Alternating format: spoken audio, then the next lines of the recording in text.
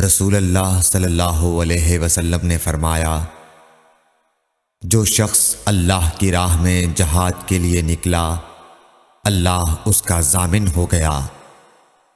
اللہ تعالیٰ فرماتا ہے، اس کو میری ذات پر یقین اور میرے پیغمبروں کی تصدیق نے اس سرفروشی کے لیے گھر سے نکالا ہے۔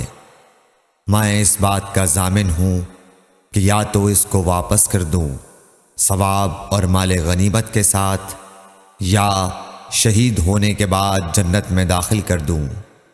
رسول اللہ صلی اللہ علیہ وسلم نے فرمایا، اور اگر میں اپنی امت پر اس کام کو دشوار نہ سمجھتا تو لشکر کا ساتھ نہ چھوڑتا، اور میری خواہش ہے کہ اللہ کی راہ میں مارا جاؤں، پھر زندہ کیا جاؤں، پھر مارا جاؤں، پھر زندہ کیا جاؤں، پھر مارا جاؤں۔